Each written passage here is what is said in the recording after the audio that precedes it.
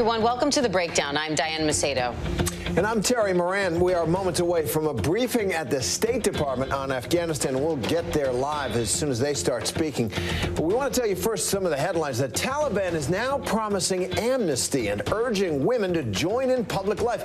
They claim they want to form an inclusive Islamic government in Afghanistan. That's a quote. Meanwhile, evacuations have resumed at the airport in Kabul after images of people clinging to planes desperate to escape the country made headlines around the world. And U.S. officials say 4,000 troops will be on the ground there by the end of the day. Now, despite the chaos, President Biden is standing by his decision to pull troops from Afghanistan. In a national address, the president said even though the scenes playing out in the country are, quote, gut-wrenching, it's time for this 20-year war to end. Now let's bring in ABC's Stephanie Ramos, senior Pentagon reporter Louis Martinez, and senior foreign correspondent Ian Pannell, who's live in Kabul for more on this. Ian, what's it like in Kabul today? I mean, it's kind of every day there's a slow return to life in terms of traffic on the roads. Things are getting busier. Shops are starting to reopen. But there's still this pervasive sense of doubt and fear about exactly what this Taliban government is going to mean. We had the very first Taliban press conference in 20 years today. Zabihullah Mujahid, he's someone who anyone who follows Afghanistan probably sees on Twitter. He has over 300,000 followers there. He's the person that we speak to on a regular basis to get quotes from the Taliban or responses to things. There was always some doubt about whether actually it was an individual person or just a collection of people who spoke on behalf of the Taliban. So it was a kind of slightly surreal setting, being in the Afghan media center.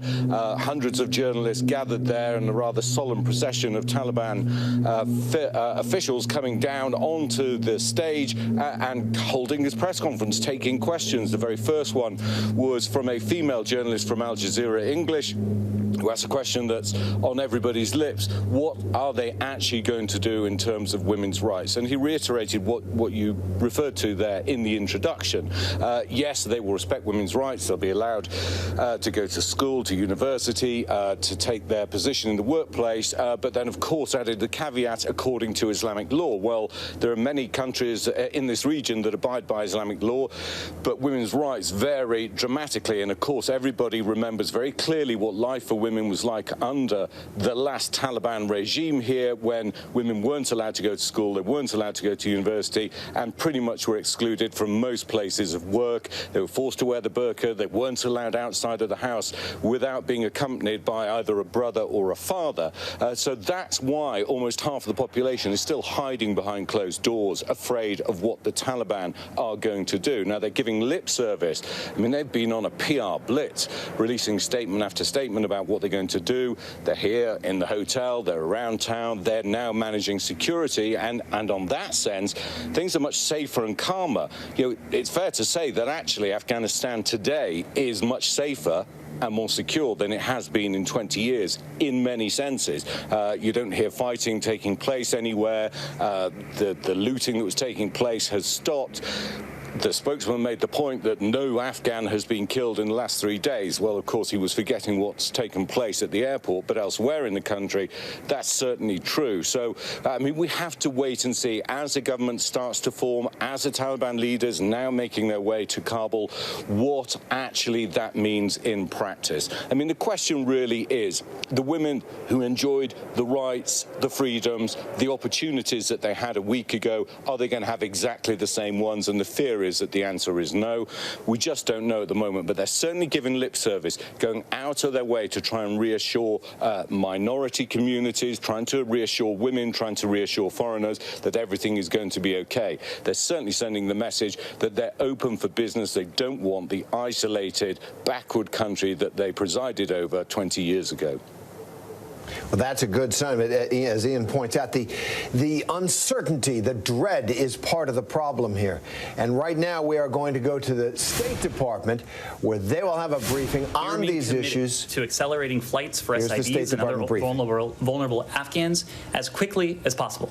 The safety and security of U.S. government employees and U.S. citizens overseas is our top priority as well. The Department of Defense has secured Hamid Karzai International Airport so that military and commercial flights can resume. Our staff on the ground is communicating with American citizens in Kabul who are not at the airport with instructions on when and how to get there. We have communicated to the first tranche of American citizens who have requested evacuation assistance. Our team is working hand in glove with military colleagues to help load planes safely and securely and as fast as possible. We've now completed our drawdown to the core diplomatic presence we need, and at this time, we will no longer need to facilitate departures for our embassy personnel. All remaining embassy staff will be assisting departures from Afghanistan, and the department is surging resources and consular affairs personnel to augment the relocation of American citizens and Afghan special immigrants, and elsewhere, adding personnel to assist with P1, P2 adjudication processing. We've successfully relocated many of our locally employed staff and are in direct contact with the remainder to determine who is interested in relocation and the process for doing so.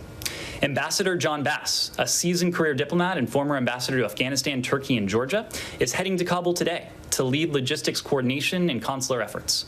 A career member of the Senior Foreign Service, Ambassador Bass brings decades of experience from service at 7 U.S. missions overseas and in leadership positions, including Executive Secretary here in Washington. Ambassador Wilson, who has remained in Kabul, will continue to lead our diplomatic engagement. At the same time, there is intensive work by our Afghanistan task force, with colleagues working 24/7 here in Washington and at posts around the world. This is a whole of government effort, and we will continue to respond quickly to evolving conditions. Secretary Blinken has been in constant contact with his foreign counterparts. Just today, he spoke with Qatari Deputy Prime Minister and Minister of Foreign Affairs, Mohammed Abdulrahman Al Thani, and Kuwaiti Foreign Minister Sheikh Ahmed Nasser Al Mohammed Al Sabah, thanking them for assistance in facilitating the transit of U.S. citizens and Embassy Kabul personnel through Doha and Kuwait City. He has also continued to be in close and regular contact with the President and the broader national security and foreign policy team. So with that, happy to take questions. Just extremely briefly on Ambassador Bass. What exactly, he's going to oversee the evacuation? So this is, in addition to every... And if that's what it is, that why didn't he go, several days ago or last week? So this is a massive logistical undertaking. Our presence, our diplomatic presence in Kabul, this is a focus of theirs. Obviously, there is a lot of other important business that needs to get done, from management to engagement with Afghans. And so what Ambassador Bass will be doing is overseeing the logistics of this rather large, rather ambitious, expansive operation. He'll be using and leveraging his managerial expertise and logistics experience to help Ambassador Wilson and the broader Embassy Kabul management team with this challenge. I guess, but he's not going there to negotiate with the Taliban. He is not. He is going there to work on the nuts and bolts of this, just given how logistically challenging this is. And then, I'm sure you saw Jake's briefing at the White House, but he said that you do have an agreement with the Taliban to allow safe passage for people to get to the airport. My question is, though, if you have such an agreement for that, how long does it go for? And then two, if you have an agreement for the airport, why couldn't you have gotten an agreement for the embassy? Why just leave this very expensive, large compound empty and open for whoever wants to go into it? Well, to your first question, we have received assurances from the Taliban that they will allow safe passage to civilians transiting to the airport. Let me just be very clear about this. We take it for what it is. These are the words of the Taliban. We will, of course, be looking for one thing and one thing only, and that is follow through. It is our expectation that they allow safe passage, that they allow us to conduct our operations on the Hamid Karzai International Airport compound, and that, of course, they not target civilians who are making that transit to the airport. I would reiterate another point here, and that is that it is not just the United States that is calling for this. It is not something that is merely enshrined in international law. Yesterday, I spoke about a joint statement that the United States put together with 98 signatories over the course of the past day. The signatories have grown. There are now over 100 countries, countries from Albania to Zambia, who have signed on to this statement, calling on all parties to respect and facilitate the safe and orderly departure of foreign nationals and Afghans who wish to leave the country. Part and parcel of that is safe passage to the HKIA compound. There are embassies that are not evacuating, that have not left. The Chinese and the Russians are still there. They're going about day-to-day business. So this is a sovereign decision that every country will have to come to. When it comes to the United States, you have heard us say before that this president has no higher priority. Secretary Blinken has no higher priority than the safety and security of Americans who are serving overseas. That is why, as the situation began to change rapidly, late last week, we made the decision to begin relocating our embassy presence to the airport compound. Of course, that was accelerated as the conditions continued to evolve in the ensuing days. Myra. Ned, can I get some meatier reaction from you on Taliban press conference? I'm sure you've seen they've made a number of assurances, and the world obviously takes it with a pinch of salt. Jake Sullivan spoke to it a little bit. He also said that he wanted the team to be able to talk to Taliban. What does that exactly mean? What is the U.S. plan in terms of engagement? What is the bigger strategy going forward in terms of recognizing them? And I want to squeeze in the second one while I can. Kosovo, Albania have said they'll take in SIV applicants. North Macedonia also did. Uganda did. Could you give us a few details about the plan here for these countries in terms of numbers? And what is the latest in the negotiations with Kuwait in terms of SIV applicants? Great. There's a lot there. Let me try and remember all of that and take it in turn. I will remind you. Okay, I'm sure you will. So when it comes to our engagement with the Taliban, we made clear yesterday that even as the situation on the ground began to change markedly over the course of the last week, we remained engaged with Taliban interlocutors in Doha. This is the channel that had been operative for some time, that we use together with the international community to support the intra-Afghan dialogue. Of course, through our support for the intra-Afghan dialogue, we took part in separate discussions on a regular basis. Every time the special representative for Afghan reconciliation was in Doha, he would meet separately with representatives of the Islamic Republic, that is to say, the government of Afghanistan, and Taliban representatives. That has continued. That continued over the course of the weekend. Now, as the situation began to change, of course, so too did the focus of those talks. It became less narrowly focused on achieving a political outcome and supporting that, and it became much more focused on the safety, security of our people on the ground, of civilians on the ground, everything that we could be in a position to do to limit any violence, to limit any bloodshed in Kabul. So that is the channel in Doha. We have also said that there has been engagement with the Taliban on the ground in Kabul. This is a military-led channel.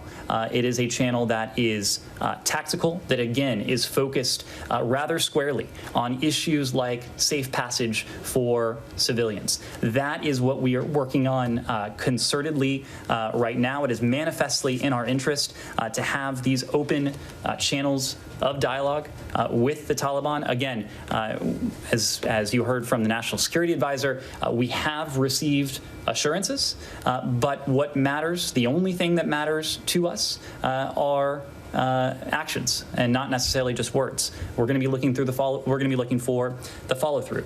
We'll be looking for the deeds.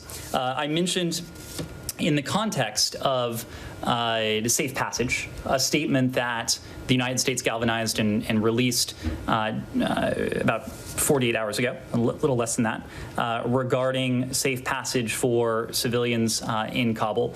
There's another notable document that I called your attention to yesterday, but is still rather noteworthy in this regard, and that's the statement that emanated from the UN Security Council, the unanimous statement of the UN Security Council calling for the immediate cessation of all hostilities and the establishment through inclusive negotiations of a new government, and a new government that enshrines, that protects, that upholds the basic rights of all Afghans.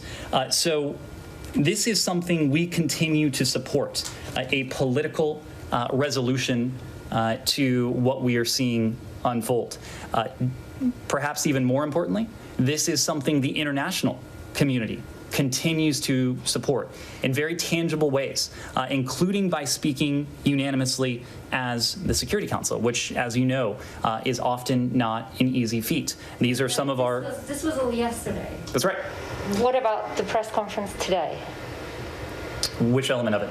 Well, I mean, what is your reaction to it? You've heard them give a number of assurances. How are you going to form your strategy? Well, are you thinking about recognizing them? All of this is like, I get it, but you've said very similar things, almost identical yesterday.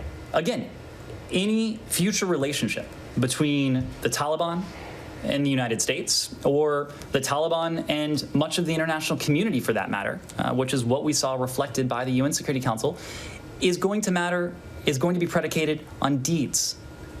Words matter, words are important, words can be reassuring, words can signal, but what we are going to be looking for are deeds. We want to see the follow-through.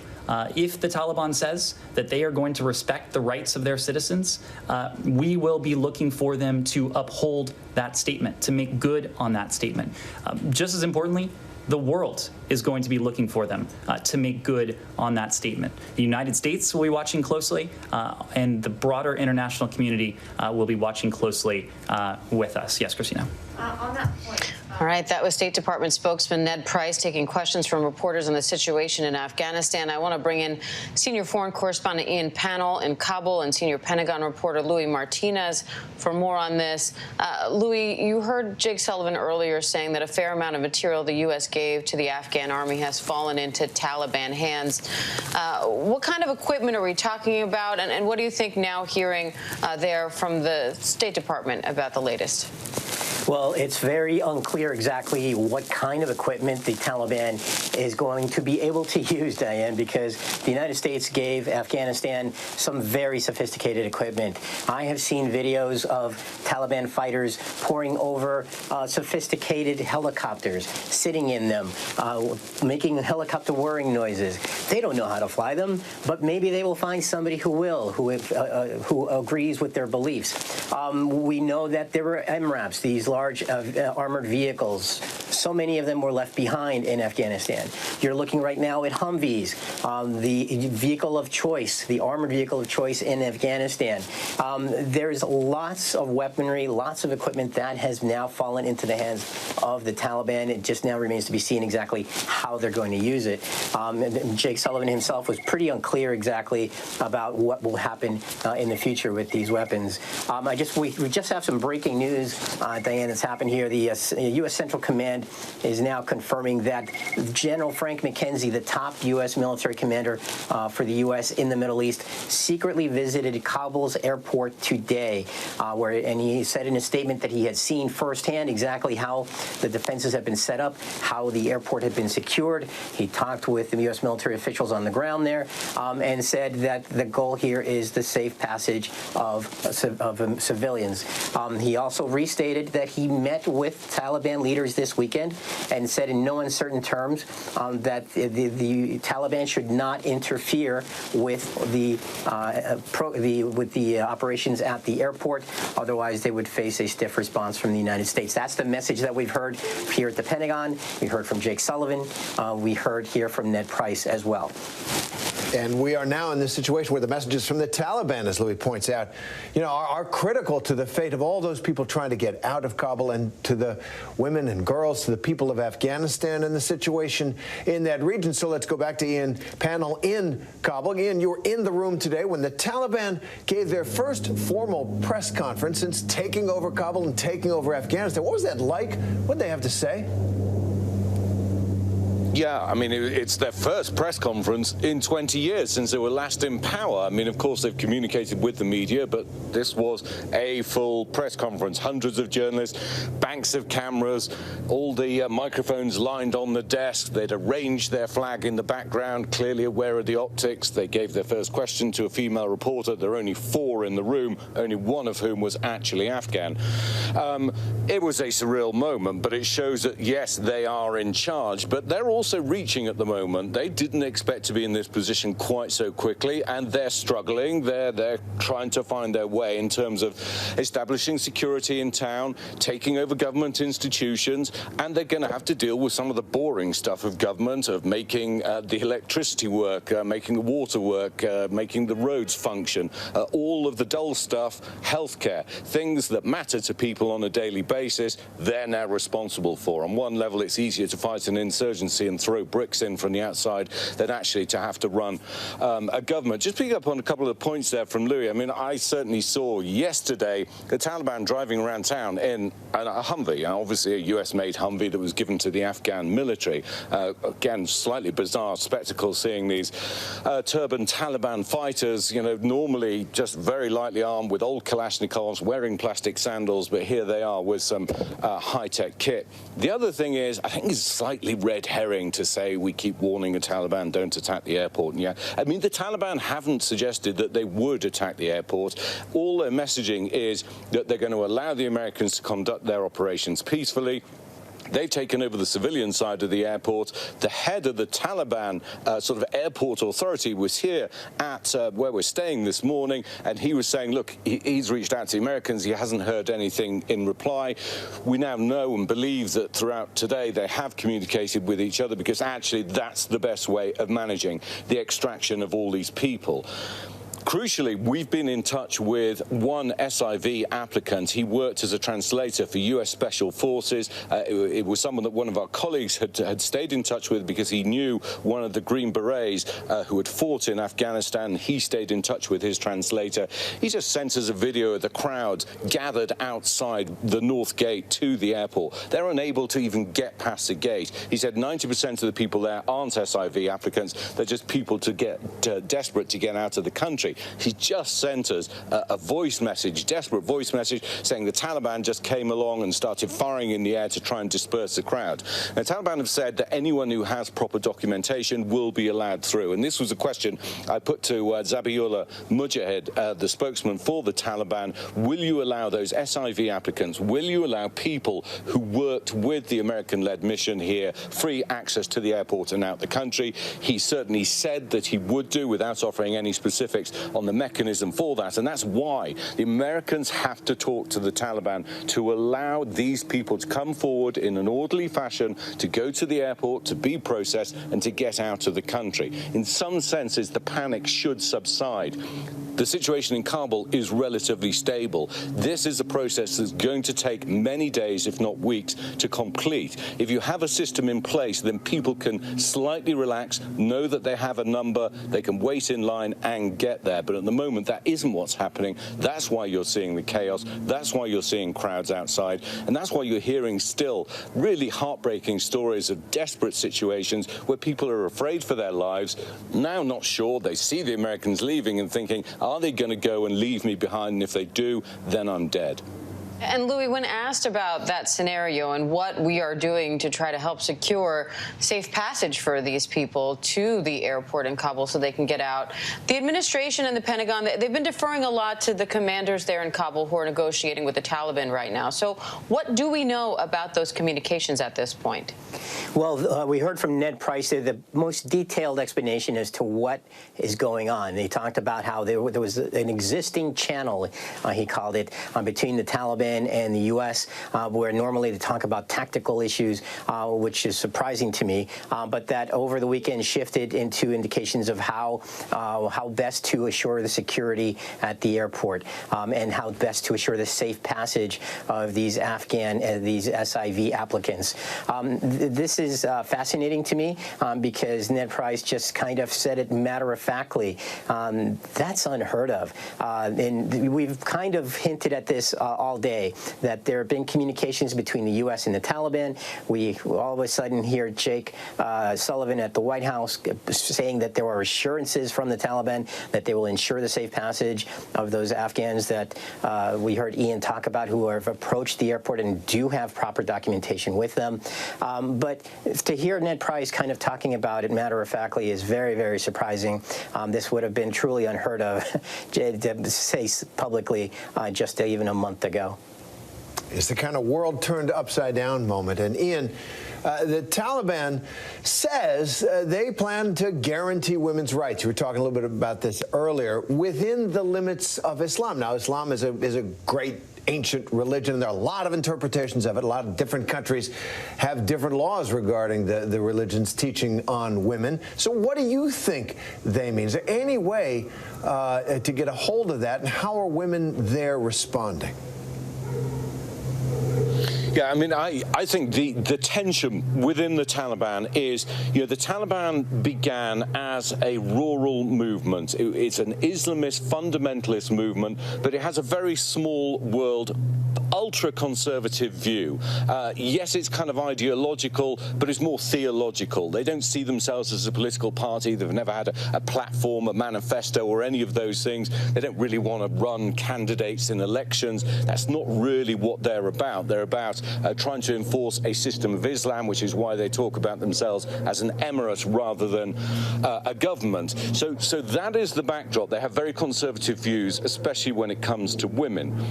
But they also recognize that in order for Afghanistan not to slip back to the bad old days, I mean, Afghanistan in the late 1990s, when they were in power, was a shell-shocked country. It's endured years of brutal war. It had the Soviet occupation, then it had the brutal civil war.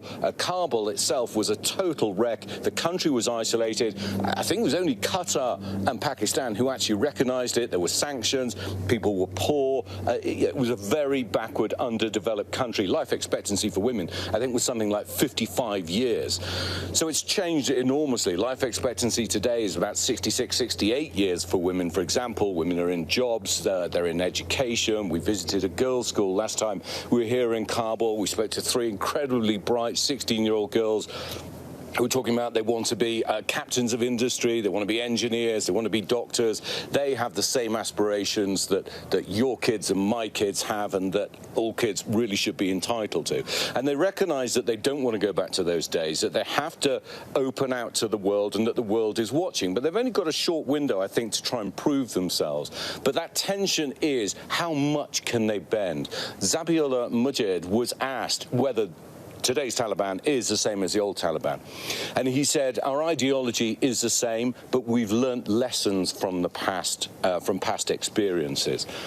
We don't really know what that means. They know they made mistakes. They know the world really, really was repulsed by what they did, the way they treated women, the way they treated people who were gay. I mean, people who were suspected of being gay would have brick walls pushed over them. You know, people were stoned to death in the streets. Those kinds of things are not going to be acceptable, clearly, to a civilized world, and they know they've got to change. The question is, how far can they bend without the tensions within the community, within the Taliban community, breaking out into hostilities, because it is not just a uniform faction.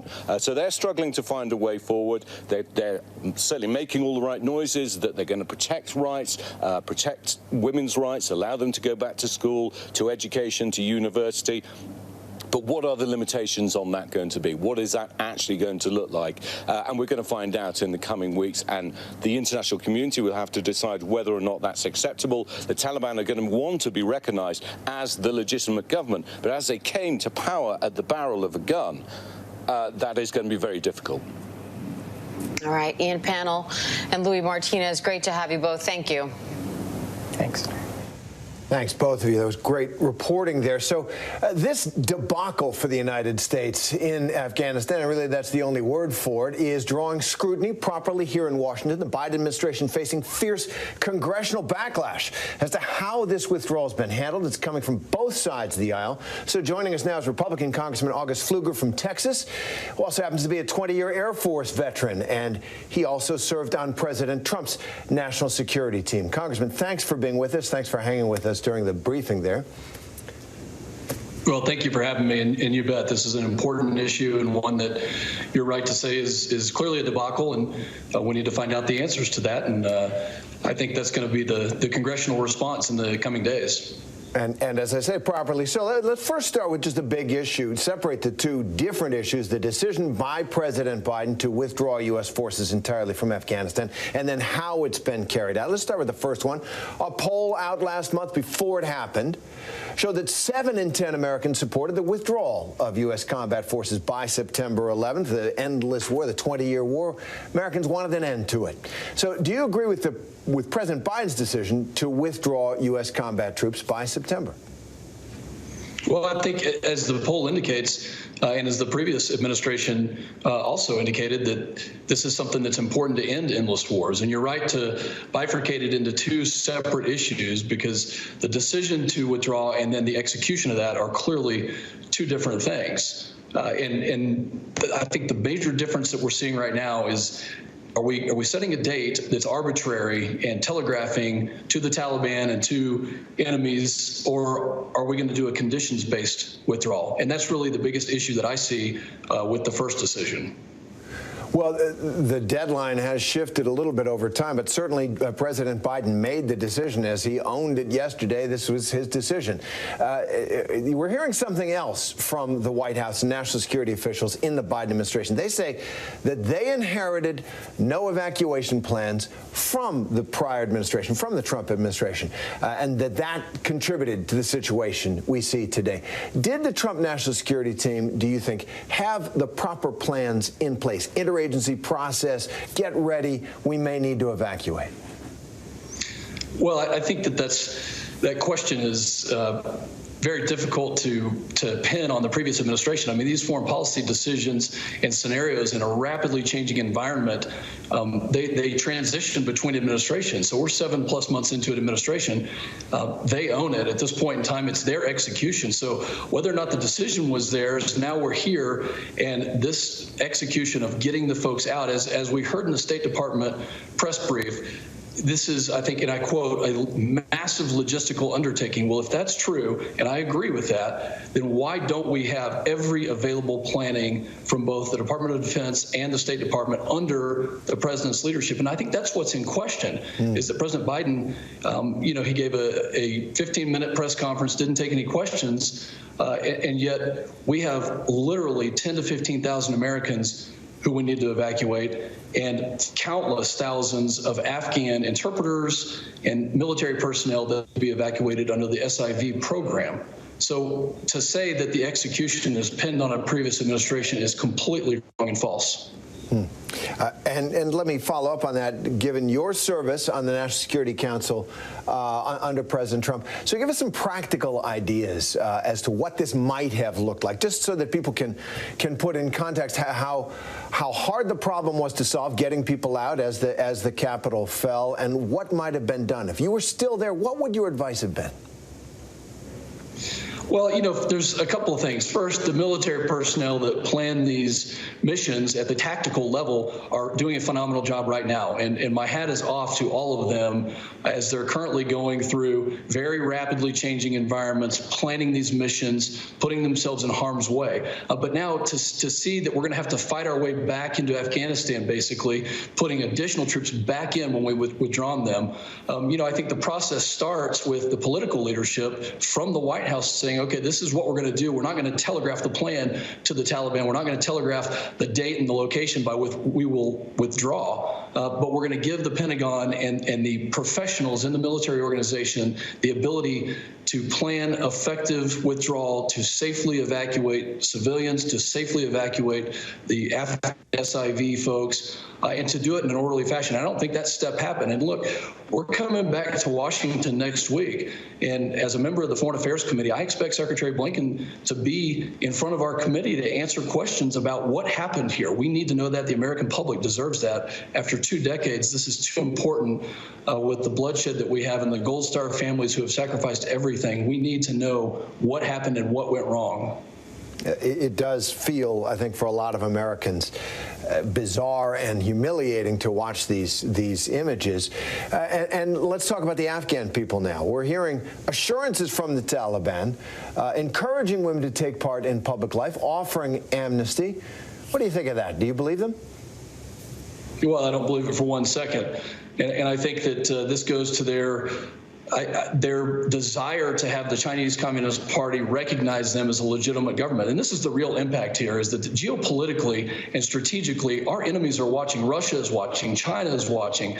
Taiwan. If you're in Taiwan, you have to feel very insecure at this very moment, because you see that, we basically have abandoned the Afghan people in a lot of these situations. And so what does that mean for our partners and our allies around the world? Are we going to be there for them? Is President Biden going to be the kind of leader that sticks up for them? Let me also mention that I have a constituent who has a family member who is an Afghan pilot currently in Uzbekistan right now with 585 people, as we understand it, Afghan military personnel.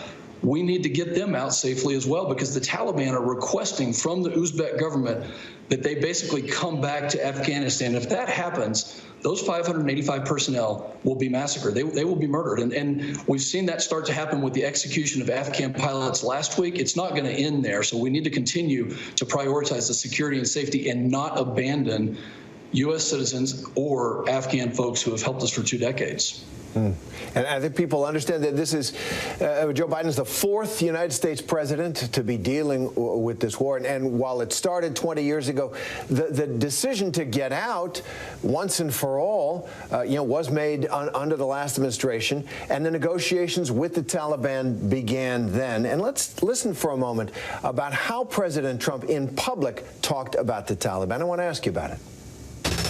We're dealing very well with the Taliban. They're very tough. They're very smart. They're very sharp. But, it's been 19 years, and even they are tired of fighting, in all fairness.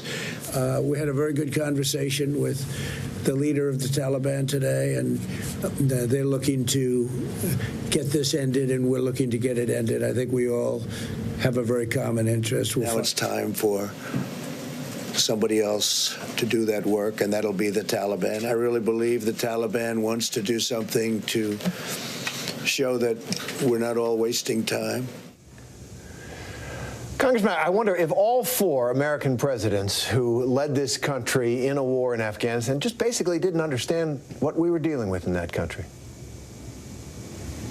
Well, as we've mentioned, the environment rapidly changes. And what I can say right now is that you've asked a couple of questions about, the decision to withdraw is one thing, and then the execution is another. And I think if this administration 7 months in didn't like the preconditions and didn't like the foundational premise and maybe didn't like the fact that the Taliban would be in charge, then they needed to change that. And I think that's what we in Congress are going to be demanding to know is, what have you done in the past couple of months? And let me tell you, we've had a bipartisan effort on the SIV program. You know, we had to push this. Military veterans on both sides of the aisle in the four-country caucus, part of the With Honor program, have pushed this issue to the president's desk. And so we had to bring heightened awareness to it. And I think that we understood, the veterans understood, that the Taliban are not a good group of people to deal with. And we needed to make sure that the things that were going to be done for their safety and their security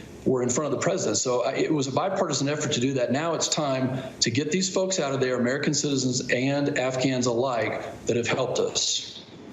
Well, let's talk about one other aspect of this disaster, and that is the utter collapse of the Afghan National Army. Rot through with corruption, and people just evaporated in the face of the Taliban advance. And I'll draw on your military experience here. Do you think we spent decades training, more than $100 billion pumped into that institution, which just disappeared? What happened there, and do you think that was anything that could have been prevented? Well, it's a very tough situation. And when 9/11 happened, I think what we saw in that country was a safe haven for terrorism. And we have spent a tremendous amount of money, and the gains and the achievements that we've made over 2 decades at this point in time have evaporated. And I think part of that criticism and blame is going to have to rest with this disaster, as you just pointed out. You know, what do we have a conditions-based withdrawal? Did it ultimately seek to really prop up the Afghan National Army and have the best chance of success? And, you know, I don't know that we're going to know that right this second, but those questions have to be asked, because in less than a week, we have seen the entire country rapidly taken over. And it's basically worse now than it was in a pre-9/11 scenario. And the threat to this country, not only the one that I mentioned about China and Russia and the influence of other malign actors, but the terrorism threat to our country sitting on Homeland Security is very concerning to me. All right, Congressman August Pfluger of Texas, thanks very much for being with us today. Thank you very much. And the Taliban takeover is raising questions about how the U.S. was caught off guard so badly. Many are blaming an intelligence failure, but some officials tell ABC intelligence did warn of a quick Taliban takeover, but leadership didn't listen. So here with more on what happens next is Mick Mulroy, former Deputy Assistant Secretary of Defense for the Middle East. Mick, thanks for coming back on. You know, President Biden himself admits that the situation unfolded more quickly than the administration had anticipated. So how exactly did that happen? So to first, Diane, to address the issue of the intelligence failure, before I was at the Pentagon, I was a CIA officer for a career. So I am biased, but I can tell you that the intelligence community did predict that once the U.S. withdrew forces, that the Taliban would eventually take over the country and the government of Afghanistan would fall. So it happened quicker than I think most, including the intelligence community, expected. But to call this an intelligence failure, I don't think is accurate. The situation in Afghanistan is one that is, quite frankly, very difficult for many veterans. I've talked to many veterans in the last few days to understand. It is important to point out that 66,000 Afghan soldiers died fighting the Taliban in the last 20 years. So it isn't that they won't fight. They do fight. I know that personally from fighting right next to them. I think this was a combination of the U.S. Negotiating for its exit from the country at the exclusion of the Afghan government. It is a combination of creating an Afghan military that was modeled after our own. And quite frankly, it became reliant on things like close air support and logistical support via air, which we rely on. And once that was taken away with the U.S. forces leaving, that fell. So I think there was a combination, and then, of course, the lack of leadership from the Afghan government when it really came down to it was also a critical factor. But all those taken together will be reviewed for many years to come by those who are trying to figure out how this could happen after so much effort went into the last 2 decades of training the Afghan National Army.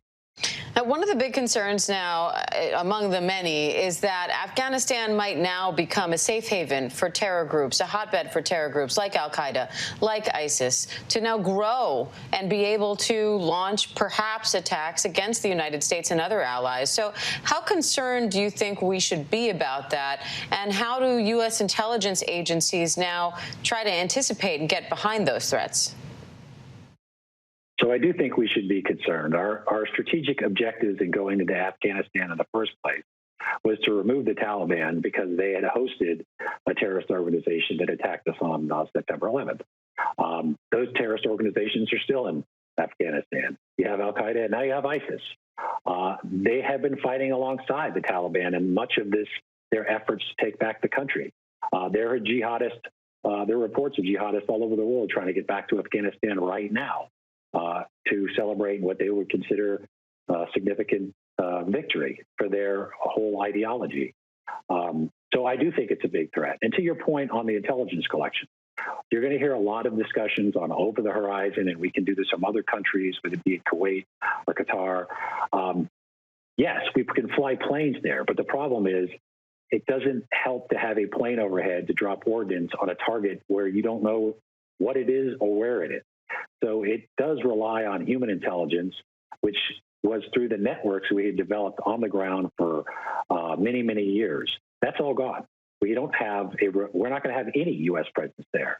The Afghans that we did rely on to help us collect information are no longer in the government. Most of them are, running for their lives right now.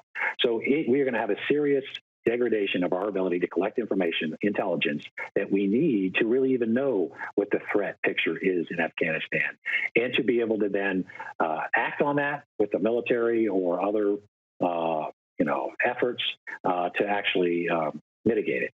But the intelligence picture itself will become much more murky now that we are essentially leaving the country completely. All right, former Deputy Assistant Secretary of Defense for the Middle East, Mick Mulroy, we appreciate your time, Mick. Thank you. Thank you.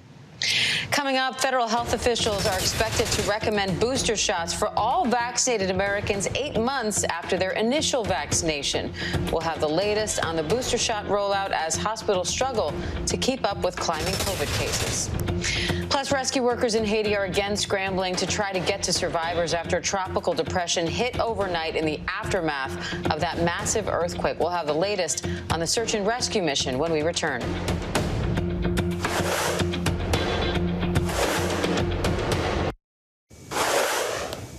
Well, welcome back. School is back in session for much of the country, but the debate on whether or not students should wear masks in classrooms continues. Protesters and advocates alike are showing up to school board meetings across the country to voice their concerns.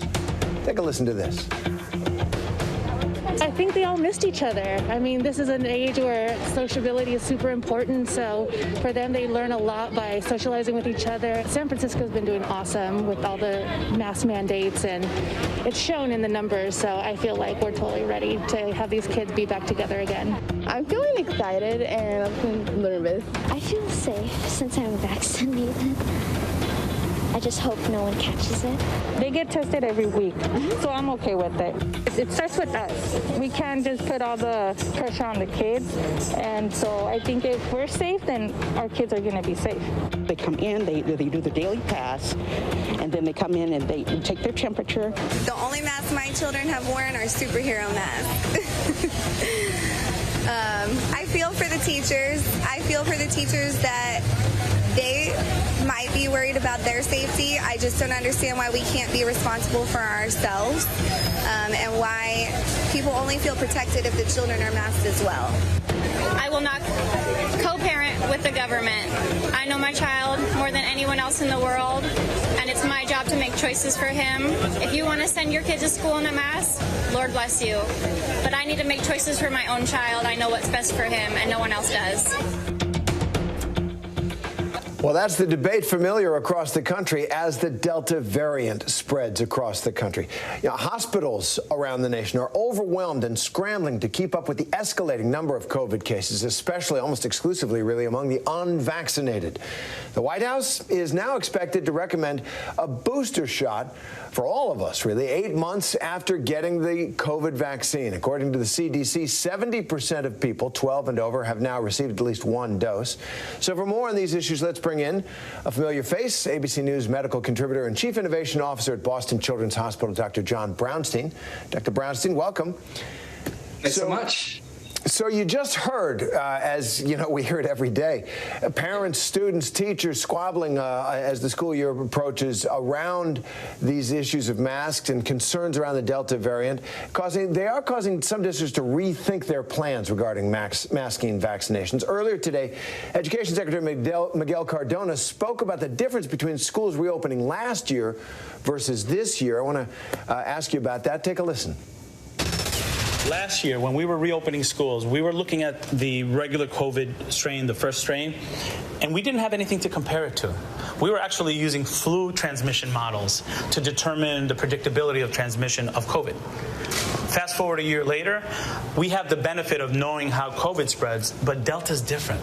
So we must pay attention to transmission rates, to what we're learning about the Delta variant, and we as educators have to be nimble to make sure we're addressing what we're learning from our health experts. Again, it's really important that we work in tandem with our health experts to make sure we have a safe school reopening. So, Dr. Brownstein, what do you make of what the Education Secretary said there about reopening in this new environment? You know, I agree wholeheartedly, Terry, because we know what it takes to get our kids back in classrooms this year. We know how to do it safely. Primarily, they need to be in person. So we all agree with that. So what does it take? Well, masking, I know it's a big debate, but we know masking reduces transmission, as does social distancing and some level of podding, improving airflow in a school. So improving that ventilation to make sure that there's enough circulating air. We also have incredible testing capacity, whether it's through pool testing or rapid testing. And then we also have a vaccine. We did not have those last year. We can give those to our adults in schools as well as kids 12 and over. So we know what we need to do this year. We can keep our kids despite the Delta variant emerging. It's just going to, not necessarily be a normal year, but we sort of know that already. And essentially parents, teachers, everyone just has to be flexible because we don't know exactly what the fall will bring. But as long as we have these tools, we can make sure we give our kids what they deserve. So as the Delta variant starts to spread, how much does that impact our hopes for herd immunity? Because when we've spoken about this over the course of the last year, it always felt pretty far away, and now it feels farther than ever.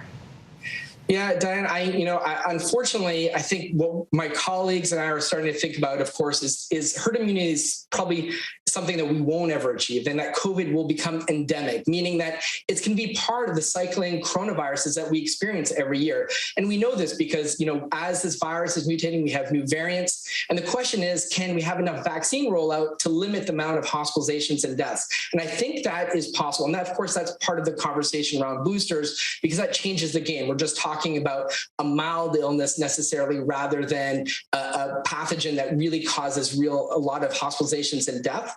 And we're starting to see that in other countries. Countries that have done good in terms of rollout are seeing that decoupling of deaths from the cases.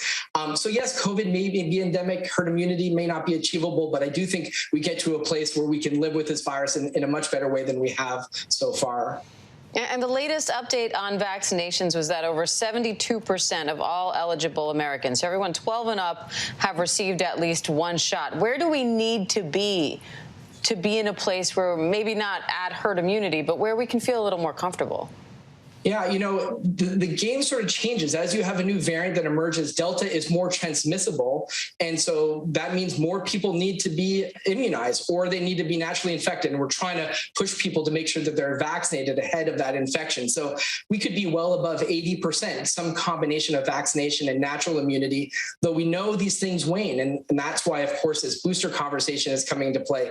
Boosters for the population means less, infection, less transmission, gets us a little bit closer to herd immunity. But of course, we know the existing vaccines right now do what is important, which is limit hospitalizations and deaths. And that's what we have to crucially keep messaging, to not take people off the ball right now, to making sure we can get people the existing vaccines right now ahead of a fall surge.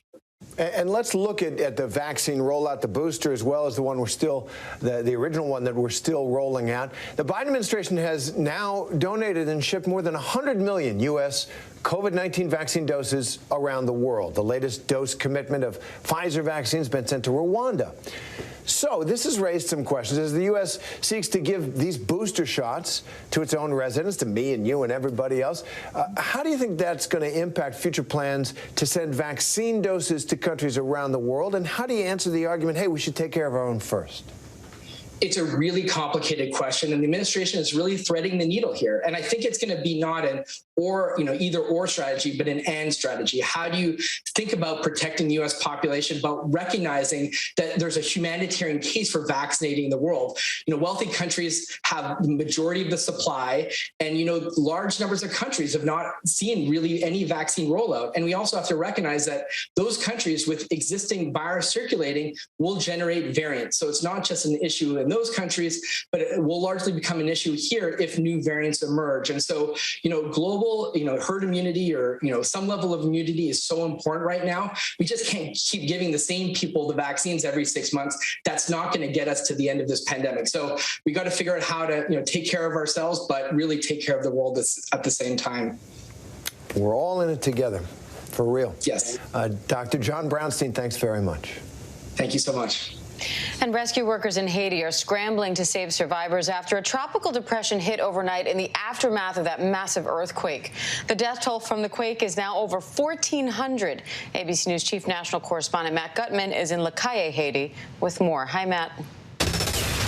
Hey, Terry and Diane. We were going to this town of Marcellin, and we had heard there was pretty significant destruction. And the higher up you go on that hill, the more destruction you see. And then right before the actual town, you start to see home after home just pulverized, flattened by the earthquake. And we were rounding a bend slowly. And as we were, we saw this cemetery. We slowed down, and we heard the wails of the people at the cemetery. We got out, and we saw this woman, Lucia Seville, and she was sobbing and chanting sort of simultaneously. The grief was so intense that it manifested physically in her.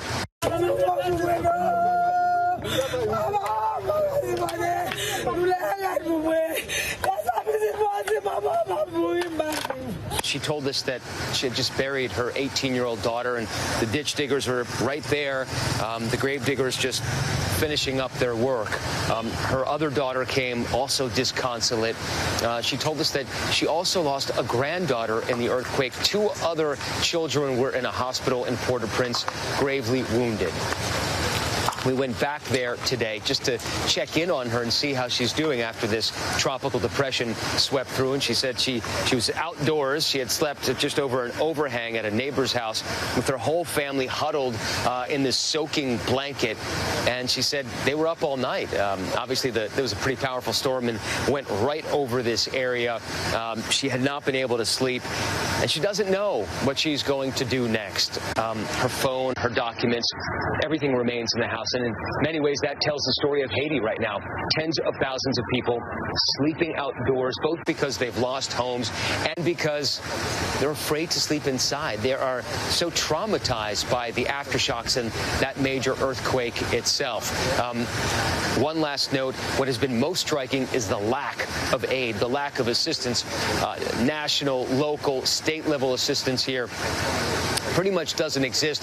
Some NGOs are starting to trickle in, but I would say 95% of the people we've seen have not been touched in any way by any help from the outside.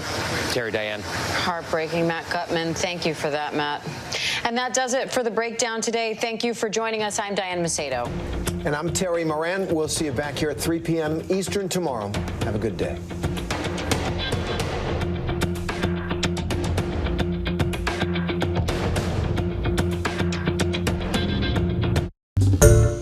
Hi everyone, George Stephanopoulos here. Thanks for checking out the ABC News YouTube channel. If you'd like to get more videos, show highlights, and watch live event coverage, click on the right over here to subscribe to our channel, and don't forget to download the ABC News app for breaking news alerts. Thanks for watching.